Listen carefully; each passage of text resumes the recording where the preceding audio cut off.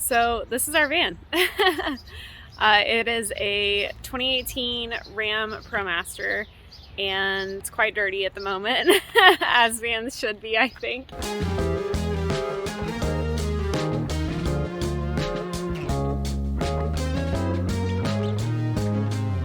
So our van story is about 6 months after I started dating my husband. He got a job offer in DC, and we live in Kentucky. So he negotiated kind of a half-time deal where he would work in DC 2 weeks of every month and then work in Kentucky 2 weeks of every month. And he was getting a cost of living raise. And so we kind of debated what to do with that, because apartments in DC are really, really expensive, and he would only be living there 2 weeks of every month. So we basically decided that we would pour all of that money that he would have been spending on rent into a van. So that was his decision. Like I said, we'd only been dating like 6 months. So he bought the van originally, but I helped him build it out. It took us probably about 6 months the first time around. So we've had it since June 2018, and it's been a great weekend adventure vehicle for us. His DC work assignment only lasted about a year and a half maybe. And since then, it's just been our primary vehicle. He works fully remotely now, and I ride my bike to work. So most days, neither one of us has to drive anywhere, but we ended up getting rid of our other vehicles. And so this has been our only vehicle for several years now, and that's working out great. So we are whitewater kayakers, we do bicycling, we do lots of things like that. And so it's just been a weekend adventure vehicle for us for several years now. And that's been great. We've taken it on multiple 2-week trips together. And now that we've had it for so long and it's been run through kind of all the trials, we understand a little better what works and what doesn't work and what we wish we had done differently. So now in 2023, we are getting ready to make a major life change. We are going to move into our van full time as soon as our apartment lease is up at the end of July. So we are in the process of renovating it to make it work for full-time living for 2 people and a cat. That involves a lot of different steps that we're undertaking, but basically we're redoing most of the interior layout. And so I'll give you guys a little tour. Hey, I'm Michael. So this is what we have so far with our van renovation. The counter here used to go a lot further over, and we had our stovetop over on this side. And so we only had one little bench seat here, one little bench seat here, and it was very cluttered and not very usable.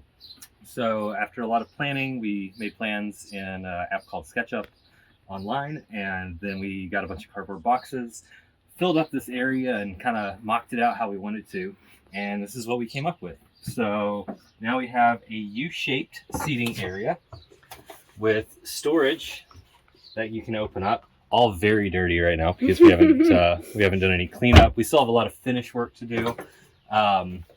Yeah, and we now have a little storage area in the middle, and then we moved our stovetop right here. So now while we're cooking, we can cook and talk to people outside, which was a big thing we were missing in the last build. I felt very, very lonely over here while everybody was hanging out. So the stovetop, now being over here, makes it so much better to talk to people. We also added a swing out countertop to give some more counter space to work with. We'll be having 2 drawers that pull out here for silverware and other accessories. And we also have our fridge, which pulls out now. Ta-da! So as you can tell, the fridge currently does not open all the way. Whoops. So what we'll be doing before we leave on our trip today, just a quick little trip to go kayaking, is cut this down by about 1.5 inches or so, move everything this way so the fridge can now open all the way. These are the things that every once in a while happen while you're doing a build out, and while you're doing a build out, and can't predict every little variable. But no big deal, quick fix. I'm not too worried about it. Yeah, and so some of the things Michael has done this week is like bevel the edges so that they're not so sharp, which is why that's completely different colors right there. This was glued together from the previous countertop, some of the scrap pieces. So that'll all be sanded to make it more like one continuous piece. And then it'll all be polyurethane again. This will be painted. You want to talk through some of the other things you're planning on coming up? Yeah, so besides just all the finish work that we need to do, we're going to be replacing this shelf unit here to my right, which is all right, but it's kind of an awkward piece, and it was designed for when our seating was taller. It's going to be replaced with this shiplap, and then for shelving, I just printed up these nifty little topology optimized shelf brackets, which are super cool and super strong. And those are going to be used for our new shelves. Align the walls here, the shelving units all the way up. And then over here, same thing, shelving units all the way up with the shiplap as the backing for this side. And after that's done, it's pretty much connect propane to the stove. So our water runs right now, but our propane is disconnected. Doing the ton of finish work that we need to do is sanding and painting, which we'll be doing next week. And then little stuff like fixing gaps here, extending this wall down, removing this nonsense, and putting our table in, which I'm very excited about. Yeah, so you can see the holes where the previous table was drilled in. We're going with a completely different style of table this time around that will hopefully give us a lot more utility. So yeah, that's the update for right now. A lot more work to go. But yeah, I'm very happy with how it's going. Awesome. It's a van renovation day. We are at Home Depot about to pick up some plywood, and then we're going to go to the makerspace and do a bunch of cuts and sanding and good stuff like that. So here we are.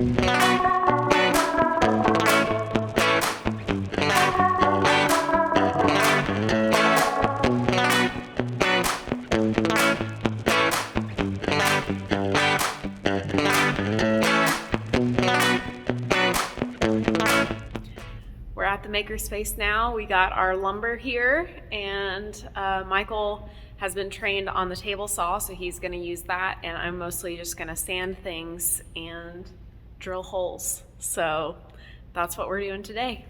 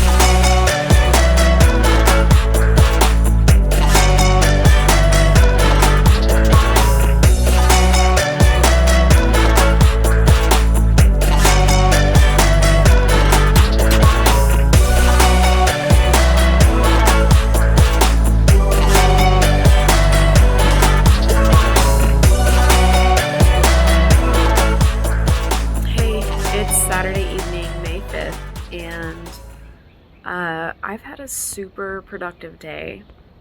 I woke up at like 7 and I started doing chores. And then after Michael got ready, we went to Home Depot and picked up some supplies.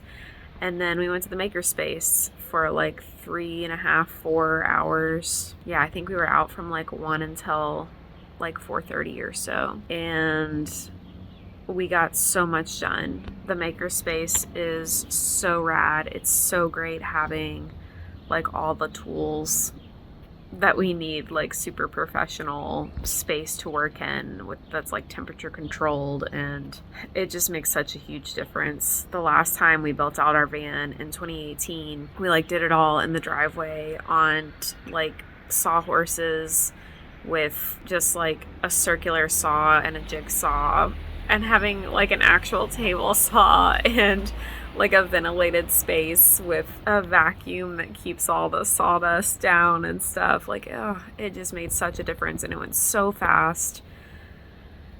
It's a game changer. So I thought I would just update you all on what I am up to, because I'm doing this 3 readathons in 1 month thing, which was a little intense, but I already read The 3-Body Problem. I read that in like the first 3 days of the month, and right now I'm in the middle of 2 books. I'm reading The Jasmine Throne and also Know My Name by Chanel Miller. I'm listening to Know My Name on audiobook, which is great because the narrator is Chanel Miller, and so just like hearing someone tell their own story in their own voice, like at their own speed, is just so much more impactful, I think, than reading it. Even though she speaks more slowly than I would read it, it's just it's a hard story to take quickly anyway, so I'm glad I'm taking my time with it. But I've mostly been listening to that like when I'm doing chores, or also I have a puzzle that I'm working on, which I'm super stoked about, so I've been listening to that while I'm doing my puzzle. And then The Jasmine Throne I am reading on my Kindle, so I have both of those on my Libby app right now. The Jasmine Throne is super duper cool so far. I think I'm like between 20 and 30% through each of these books right now, and the Jasmine Throne's world building is just phenomenal. Like, we're really digging it. There's this crazy disease they call the rot, where like a plant of some kind like gets under your skin and just like grows in your body and like eventually kills you, but like sprouts can come out of your skin and like you see the roots growing under your veins and stuff, and it just sounds like absolutely horrifying. There's also this really cool temple that they go to a lot, or that's referenced a lot in the story, that's like up on this crazy carved structure with like all this carved stone, like serpents and apes and vines and all this kind of stuff, and you have to climb up all of those like carved the stone mountain to get to it. And so like even getting to the temple is a pilgrimage, and like people die, and so like you can hire guides to get you to the top, but like it's meant to be like an experience, and like only the worthy kind of get to the temple, sort of thing. So anyway, yeah, just all of the world building stuff so far has been like so delectable. I am absolutely loving the story so far. Chanel Miller's story is, as I expected, very hard. If you aren't familiar, Know My Name by Chanel Miller is the story of the victim in the Brock Turner rape trial, and she's telling her own story in her own words because she was known as kind of a Jane Doe or Emily Doe at the time of the trial. The part that I just listened to most recently was about her being catcalled a lot by a lot of different men as she's like having this summer abroad in Rhode Island, summer away in a new place, and just the like amount of harassment that she received. And that was really hard because I just super related to that. That I've been there. I think probably a lot of us have. So yeah, I'm really, really enjoying both of these stories in completely different ways. I am having a great weekend. I'm enjoying this great weather. My kitty cat is chilling over here in the chair next to my hammock. So she wasn't here with me earlier, but I keep moving around too much for her. So anywho, I'll update you guys next time I do something cool or I read more. So see you then. Hello. It's multiple days later. I can't remember where we left off. I know I talked about Know My Name by Chanel Miller, and it was a very beautiful listening experience, and the puzzle I was doing was beautiful. So that was excellent. The Jasmine Throne was great. I can't wait to get to the sequel, Oleander Sword, but I'm not going to attempt to read that this month. It's already the 15th, and I've barely done any reading since I finished the Jasmine Throne, so I am way behind schedule on this TBR. I have started The Dark Forest, which is book 2 of the Three Body Problem, but I am not very far in. What page am I on? I'm on page 40 out of like a lot of pages. So that is slow going. I don't know why. It's very interesting, and I think it actually started out much more interesting than the first book did. And actually the prologue was from the perspective of an ant. And based on the last thing that we heard from our extraterrestrial friends in the first book, I thought that was very on point. So this past weekend was a whitewater beginners clinic that my whitewater club puts on every year, and my husband and I were both instructors this year, so I decided, instead of taking The Dark Forest, because it is such a dense read and it has so many different perspectives and character names that I didn't want to have to try and keep track of when I was just going to be picking up the book sporadically, I instead borrowed Stories of Your Life and Others by Ted Chiang from the Libby app and took my Kindle to the river this weekend. So on my off time, when I was not doing instruction on the river or hanging out with friends around the campsite, I did read the first 2 stories in Stories of Your Life and Others. And Ted Chiang, I am so excited to be here right now. Reading another one of his books. Last year, Exhalation was one of my absolute favorite books of the year. Probably one of my favorite books I've ever read. The first story was about the Tower of Babel. Basically, the Tower of Babel was being built, and now that they had almost built the tower all the way up, they were getting to basically like the floor of heaven, and they needed miners to bust through. So this main character is a miner that gets recruited, and it takes them months to get up to the top of the Tower of Babel. And once they get up there, they start mining to try and break into the floor of heaven. So that was super duper cool. Ted Chiang is so imaginative. I just loved it. The second story was about a guy who had a near-death experience and was basically brain dead for a few minutes before he was revived, and he was given an experimental hormone type treatment, and a side effect of this that they were not expecting is that he became super intelligent.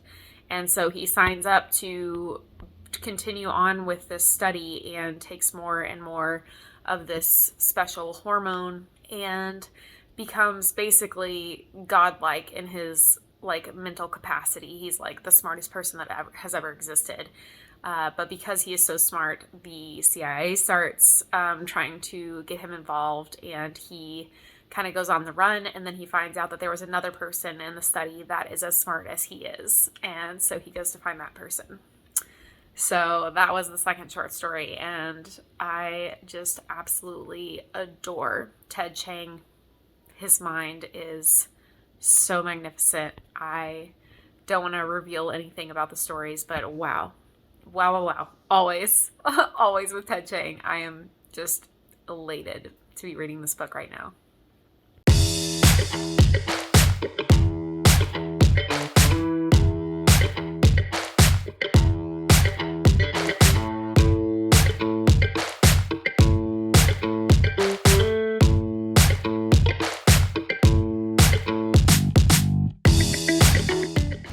Saturday, May 20th. We just finished up yet another trip to Home Depot, and now we are on our way to the makerspace. Today, our main goals are disassembling all the cabinetry that we've built now that we know that it's all going to work the way we thought it was, and Mostly I'm probably going to be sanding, and then we'll also do some polyurethaning and painting, but it is a little bit humid today, so I'm not sure how much of that we'll be able to get done, but those are the goals.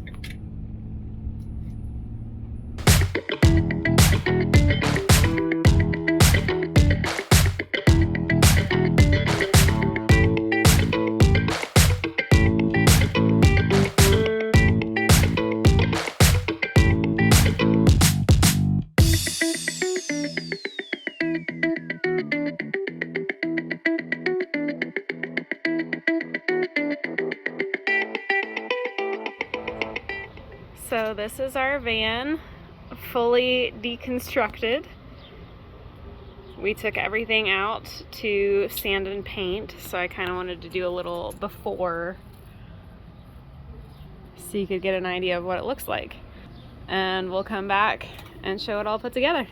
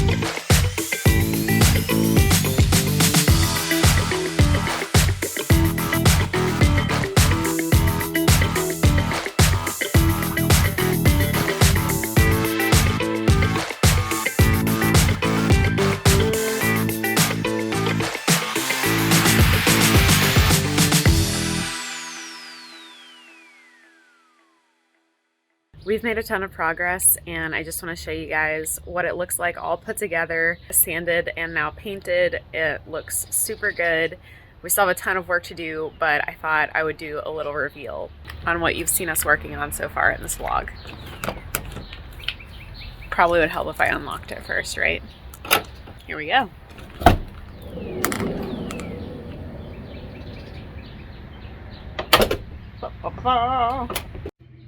So you can see it's still a bit of a mess. We don't have the countertop on here right now, but we did fix the issue we showed earlier where we couldn't open the fridge. So this is a little bit shorter than it was before. Everything is all painted. It smells like fresh paint in here. We have this beautiful shiplap wall now with the light switch built in. And yeah, all of our new seating area and cabinetry is done. So we still have a ton of work to do. Our next project is probably going to be installing those shelves that Michael talked about on both sides. And then after that, our big project that we're going to work on, besides, we have a lot of obviously small finishing work that we need to do, building shelves, running the gas lines, things like that. But the next really big thing we're going to do is we're going to replace the ceiling fan, which looks really gross because it's been up here for 4-5 years, however long we've had this fan. But we're going to be replacing this with an AC unit.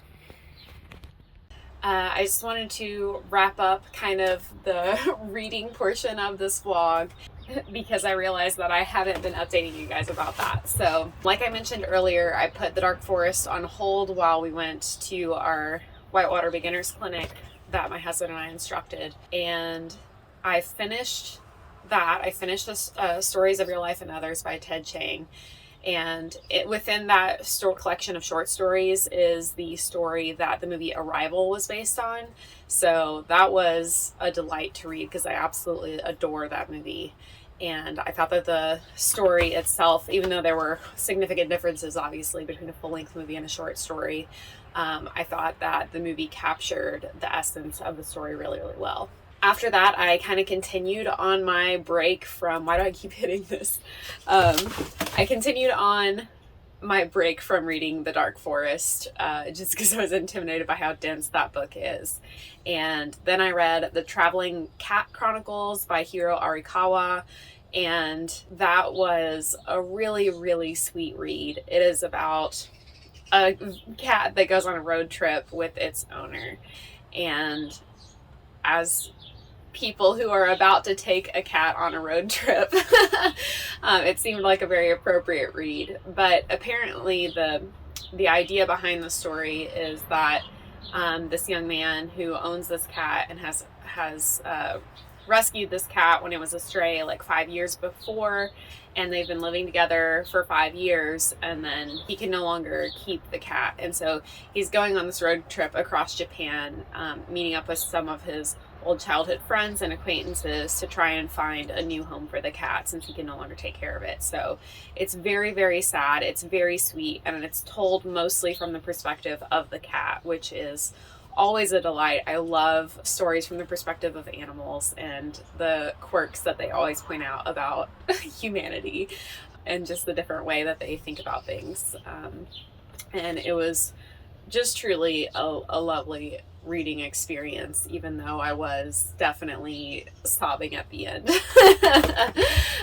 After that, I read Blue Skinned Gods by S.J. Sindhu, and this is a story about a young boy that is born with blue skin in India, and his parents raise him to believe that he is like the 10th incarnation of Vishnu or Krishna or something like that, one of the Hindu gods that I'm not super familiar with. But this obviously messes him up pretty significantly as a person, and later in life he ends up kind of escaping that very manipulative, abusive childhood environment, and trying to find himself in New York City.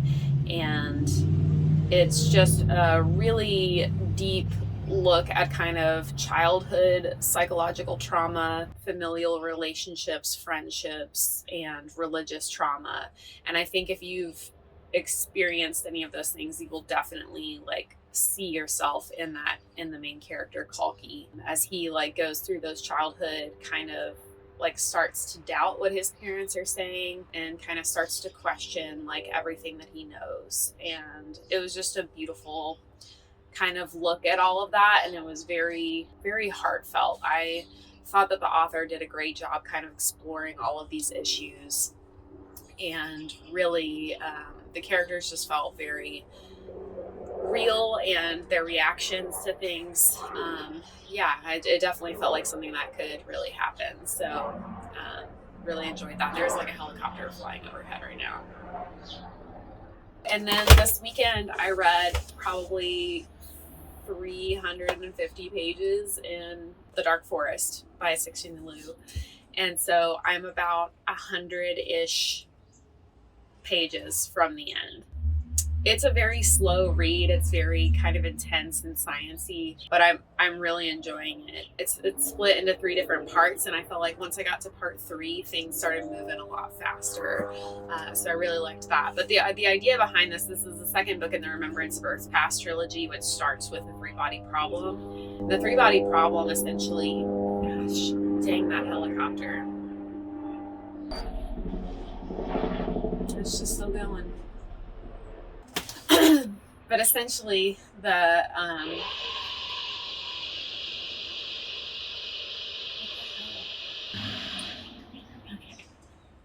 Lord. Okay, so essentially the idea behind the 3-body problem is that Earth finds out that these extraterrestrials are coming to invade the planet, but they won't arrive for 400 years because their planet is 4 light years away or whatever. And so in book 2, The Dark Forest, the UN kicks off what's called the Wall Facer Project. And in the Wall Facer Project, they have learned that these aliens that are coming to invade can like in real time see everything that's happening on Earth and hear everything that's happening on Earth. Like they have access to our all of our files, and they can read anything that's printed, and they can hear anything that's spoken aloud. And so their strategy is what they come up with this thing called the Wall Facer Project, where they designate like 4 humans to come up with unique strategies to defeat the aliens, but they aren't allowed to tell anyone what those strategies are, and they're given like unlimited resources to carry out whatever their plan is. But they are supposed to make it as like, they're also supposed to throw in a bunch of random stuff so that it'll be impossible for anyone to figure out what their actual plan is. So it's a pretty bizarre concept, but it goes in some really interesting directions that I wasn't anticipating. And they also have the ability to like hypersleep. And so these wall facers that are designated, like once they set their plan in motion, they can like hypersleep for 100 years and then come back and like make sure that their plan is continuing on track. That leads to some really interesting things. At the point I'm at now in the book, about 100 pages from the end, one of the wall facers has woken up like 185 years from the start, and the culture has changed so much that like a lot of people have forgotten that the Wall Facer Project even existed.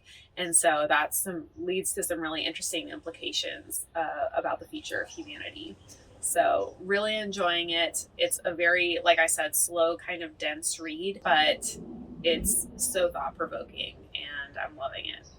So that's it for my updates for right now. I didn't want this to be too long. I imagine it already is way longer than I anticipated. So I'm sure I'll do like a van renovation part 2 to kind of keep you guys updated on where we are. Our lease ends July 31st, so we have to have everything done by then because that's when we're hitting the road. So we've got a lot of work to do in the next couple of months, and I'm excited to take you guys along for the ride. Thanks so much for tuning in. I really appreciate you all hanging out with me for a bit today. And as always, please like this video if you enjoyed this content, and be kind, read books, and hit the subscribe button below for more bookish content to come. I'll see you next time.